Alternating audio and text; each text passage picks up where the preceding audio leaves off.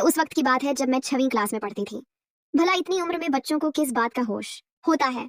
जब मेरे भाई बहन सो जाते थे तो रात को अंकल मुझे उठाकर अपने साथ अपनी चारपाई पर ले जाते थे। मुझे यह बात समझ नहीं आती थी कि वह ऐसा क्यों करते हैं। मैं उस वक्त गहरी नींद में डूबी हुई होती थी। अगर मैं कभी जाग भी जाती थी तो वह मुझे चॉकलेट देकर फिर से सुला देते थे और कहते थे कि यह सब हमारे बीच की बातें हैं, तुम किसी और को मत बताना। अगर वह ना भी कहते तब भी मैं किसी को क्या ही बताती, क्योंकि मुझे खुद समझ नहीं आता था कि मेरे साथ क्या हो रहा है। वक्त गुजरता गया और वह रोज ही मेरे साथ। हेलो दोस्तों, आज की इस रोमांचक कहानी में आप सभी का स्वागत है। यह मेरे होश संभालने से पहले की बात है। तब मेरी उम्र मुश्किल से 10 साल थी। एक रोज पापा के एक दोस्त हमारे घर आए। वह हमारे शहर में नौकरी की तलाश में आए थे, इसलिए मेरे पापा ने उनको रहने के लिए हमारे घर में जगह दे दी थी। हमारे घर में सिर्फ 2 कमरे थे। एक कमरा वह था जिसमें मम्मी पापा सोते थे और दूसरे कमरे में मैं और मेरे भाई बहन सोते थे। वो मेरे पापा के बचपन के दोस्त थे, लेकिन मेरे पापा उन्हें अपने भाई का दर्जा देते थे। अंकल का नाम दानिश था। जब मेरी अम्मी ने पापा से दानिश अंकल के बारे में पूछा तो पापा ने बताया कि ये मेरे बचपन के दिनों का दोस्त है। इन दिनों यह बड़ी मुश्किल से गुजर रहा है। इसके पास कोई नौकरी भी नहीं है। यह हमारे शहर में नौकरी की तलाश के लिए ही आया है। हमारी दोस्ती भाइयों जैसी है। जब इसने अपनी मुश्किलों के बारे में बताया तो मैं इसे इनकार नहीं कर पाया। अम्मी ने कहा, यह तो आपने अच्छा किया, लेकिन यह सोएंगे कहाँ? हमारे पास तो इतनी जगह भी नहीं है। पापा ने कहा, यह भी बच्चों वाले कमरे में ही सो जाएगा। अभी सर्दियां चल रही हैं, वरना मैं उसके सोने का इंतजाम छत पर ही कर देता। ये बात सुनकर अम्मी खामोश हो गई, क्योंकि वह पापा से ज्यादा बहस नहीं करना चाहती थी। दानिश अंकल की एक बात मुझे बहुत अच्छी लगती थी। वह जब भी काम पर जाते थे तो कभी खाली हाथ वापस नहीं लौटते थे। वह हमेशा हम बच्चों के लिए कुछ ना कुछ खाने के लिए जरूर लाते थे। कभी चॉकलेट, कभी बिस्किट तो कभी फल फ्रूट। हम सब बच्चे उनको प्यार से दानिश अंकल ही बुलाते थे, क्योंकि पापा कहते थे यह मुझे अपने सगे भाइयों से भी ज्यादा प्यारा है। मुसीबत के दिनों में दानिश अंकल ने पापा का बहुत साथ दिया था। मेरे पापा की सैलरी बहुत कम थी। हमारे घर का गुजारा भी मुश्किल से हो पाता था। लेकिन जब से दानिश अंकल हमारे घर आए थे तब से हमारे हालात कुछ सुधर गए थे। वो घर का राशन भी ले आते थे और हमारी जरूरतों का सामान भी लाते रहते थे। वह अम्मी से कहते थे कि अगर मैं इस घर में रहता हूँ तो इतना हक तो मेरा भी बनता है कि यहाँ के लोगों की जरूरतें पूरी कर सकूं। अगर आप मुझे इन बच्चों का सगा चाचा समझ ले तो इससे ज्यादा खुशी की बात मेरे लिए और क्या हो सकती है। दानिश अंकल की यह बातें सुनकर मेरी अम्मी भी उन्हें बहुत पसंद करने लगी थी। दानिश अंकल वाकई एक अच्छे और नेक दिल इंसान थे। हमने उनको रहने के लिए जगह दी थी तो वह भी हमारे एहसानों का पूरा बदला चुकाने की कोशिश करते थे। दरअसल दानिश अंकल का अपने बड़े भाई से झगड़ा हो गया था और इसीलिए वह अपना सारा सामान लेकर शहर चले आए थे। यहाँ आकर उन्होंने पापा को अपनी सारी समस्या बताई और पापा ने भी उन्हें रहने के लिए जगह दे दी। दानिश अंकल अपनी कमाई का आधा हिस्सा हमारे ऊपर खर्च कर देते थे। अब हमारी अच्छी तरह से गुजर होने लगी थी। मेरे पापा को भी पैसे की कोई समस्या नहीं होती थी। हम 4 भाई बहन थे और मैं सबसे बड़ी थी। मेरी उम्र ही कुछ ऐसी थी जिस उम्र में बच्चों को बहुत सारे ख्याल आते हैं। ख्याल अच्छे भी होते हैं और बुरे भी होते हैं। मुझे दानिश अंकल बहुत अच्छे लगने लगे थे। वह मुझे पानी लाने को कहते या फिर कोई और काम के लिए कहते थे तो मैं दौड़ दौड़ कर उनका काम कर दिया करती थी। बच्चे खाने पीने के शौकीन तो होते ही हैं और दानिश अंकल रोज ही हमारे लिए कुछ ना कुछ खाने पीने के लिए लाया करते थे। अम्मी भी इन सब बातों पर एतराज नहीं करती थी, क्योंकि वह भी दानिश अंकल को इस घर का एक हिस्सा समझने लगी थी। हमारे घर में सिर्फ 2 कमरे थे।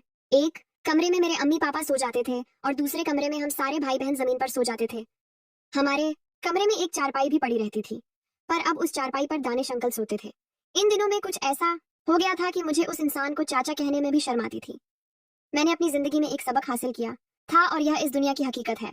यहाँ अपने तो गैर बन जाते हैं, लेकिन कोई गैर कभी अपना नहीं बन सकता।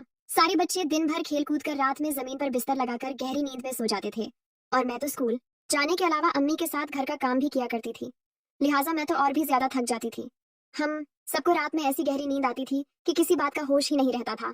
और भला 6वीं क्लास की बच्ची को किस बात का होश रहता। रात में जब मेरे सारे भाई बहन गहरी नींद में सो जाते थे तो दानिश अंकल मुझे उठाकर अपने साथ चारपाई पर लिटा लेते थे। मैं उस वक्त गहरी नींद में डूबी हुई होती थी। अगर मैं कभी जाग भी जाती थी तो वह मुझे चॉकलेट या बिस्किट देकर फिर से सुला देते थे और कहते थे कि यह सब हमारे बीच की बातें हैं, तुम किसी और को मत बताना। अगर वह ना भी कहते तब भी मैं किसी को क्या ही बताती, क्योंकि मुझे खुद समझ नहीं आता था कि मेरे साथ क्या हो रहा है। धीरे धीरे वक्त गुजरता गया। वक्त के साथ साथ दानिश अंकल की हरकतें और भी अजीब होती जा रही थी। बस फर्क इतना था कि अब उन हरकतों में वाहियात बातें भी शामिल हो गई थी। हम बच्चों वाले कमरे में थोड़ी सी जमीन खाली पड़ी थी। दानिश अंकल ने पापा को सलाह दी कि अगर आप बुरा ना मानो तो मैं इसी कमरे में एक छोटा सा कमरा बना सकता हूँ। मैं ऐसे बहुत लोगों को जानता हूँ जो कम पैसे में यह सारा काम कर देंगे और मेहनत मजदूरी मैं खुद कर लूंगा।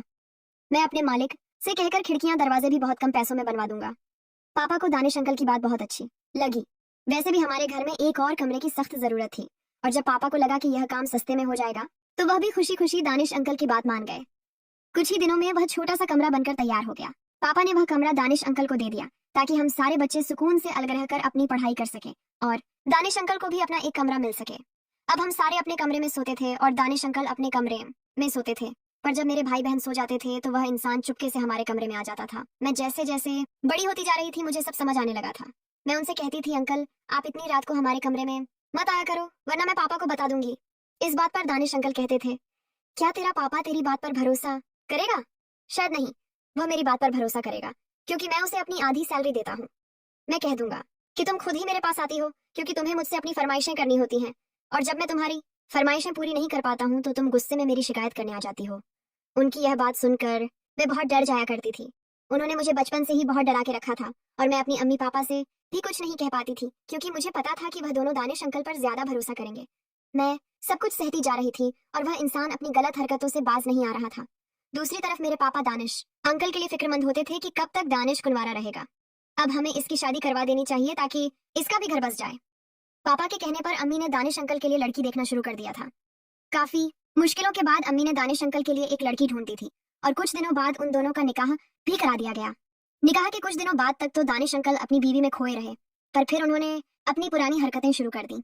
जब उसकी बीवी अपने मायके चली जाती थी तो वह फिर से मेरे कमरे में घुस आता था। मैं किसी से कुछ कह भी नहीं पाती थी और दिल ही दिल में जलती रहती थी। मैं इस बात से भी डरती थी कि अगर पापा को कुछ पता चल गया तो वह ना जाने मेरे साथ क्या करेंगे, और ना ही मुझ में इतनी हिम्मत थी कि मैं अपनी अम्मी को कुछ बता पाती।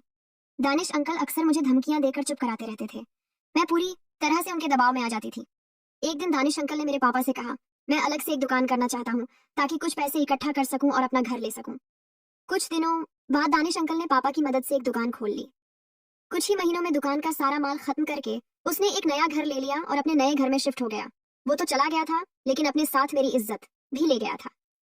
मैं दिन भर इस बारे में सोचती रहती थी कि किस तरह उसने मेरी जिंदगी बर्बाद करके रख दी। मेरी हालत इतनी खराब हो गई थी कि अब मेरी सहेलियां भी मेरा मजाक उड़ाने लगी थी। उनको लगता था कि मैं किसी के प्यार में पड़ गई हूँ और दिन भर उसी के ख्यालों में खोई रहती हूँ। लेकिन उनको क्या पता था कि एक दरिंदा मेरी जिंदगी को तार तार कर गया है। वो शख्स तो अब मेरी जिंदगी से जा चुका था, पर मैं इन यादों का क्या करती जो अब मेरे दिल और दिमाग में बस चुकी थी। मेरा सुनहरा बचपन एक काली परछाई बनकर रह गया था। मेरी सुनहरी उम्र मैली होकर निकल चुकी थी। मैं बस यही सोचती थी कि मैं कैसे इस गंदे इंसान को मौत के घाट उतार दूं। हालांकि यह काम मेरे बस का नहीं था, लेकिन मैं यही दुआ करती थी कि कब इस इंसान को मौत आएगी और मेरे दिल को सुकून आएगा। या तो इसका एक्सीडेंट हो जाए या फिर यह कहीं डूब के मर जाए। जब वह हमारे घर से चला गया तो मेरे दिल को थोड़ा सा सुकून आया। मैं अपने कजिन रेहान को बहुत पसंद करती थी, पर मैं यह भी जानती थी कि मैं उसके काबिल नहीं हूँ। एक अरसे तक मैं उसके प्यार के लिए तरसती रही, लेकिन मेरी बदनसीबी देखिए, जब वह खुद मेरा हो जाने के लिए तैयार हो गया तो मैंने उसे इनकार कर दिया। हमारे बीच मोहब्बत का कोई चक्कर नहीं था, लेकिन रेहान मुझे पसंद करने लगा था, इसलिए उसके परिवार वालों ने मेरे पापा से बात की थी। रेहान मुझे अपनी दुल्हन बनना चाहता था और उसकी दुल्हन बनना तो मेरा सबसे खूबसूरत सपना था। एक दिन रेहान ने मुझसे बात की और निकाह के लिए मेरी रजामंदी के बारे में पूछा। वह बोला, अगर तुम मुझे पसंद करती हो तो इस निकाह के लिए हाँ करना, नहीं तो कोई जबरदस्ती नहीं है।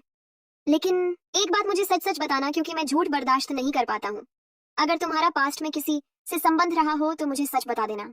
रेहान की यह बात सुनकर मेरे सारे सपने चकनाचूर हो गए थे, क्योंकि मैं अपनी जिंदगी की बेशकीमती चीज खो चुकी थी, पर मैं उसको सच भी नहीं बता सकती थी। इसलिए मुझे अपने दिल पर पत्थर रखकर यही कहना पड़ा कि रेहान, तुम एक अच्छे इंसान हो, पर मेरा ख्याल छोड़ दो। मैंने कभी तुम्हें निकाह के नजरिए से नहीं देखा। मैं तुमसे निकाह नहीं करना चाहती क्योंकि मुझे किसी और से प्यार है और यही मेरी सच्चाई है। मेरी बात सुनकर रेहान बहुत मायूस हो गया था, मगर मैं उसको नहीं बता सकती थी कि बचपन में मेरे साथ किस तरह का जुल्म हुआ है। मैंने रेहान के अलावा आज तक कभी किसी से प्यार नहीं किया था, पर यह सच्चाई मैं रेहान को नहीं बता सकती थी। आपको मेरी इस कहानी से यही सीख मिलेगी कि कभी किसी पराये मर्द को अपने घर में ना लाएं, क्योंकि बाहर का कोई भी मर्द आपकी बहन बेटियों को गलत नजर से ही देखेगा। आज के जमाने में हम किसी पर भी इतना भरोसा नहीं कर सकते, इसलिए आप सभी से गुजारिश है कि अपनी फैमिली का अच्छे से ख्याल रखें। कमेंट करके जरूर बताइएगा कि आपको ये कहानी कैसी लगी। अगर आपको यह कहानी पसंद आई हो तो इसे लाइक करें और अपने दोस्तों के साथ भी शेयर करें। आगे भी ऐसी रोमांचक कहानियों के लिए हमारे चैनल को सब्सक्राइब करें और बेल आइकन दबाना ना भूलें।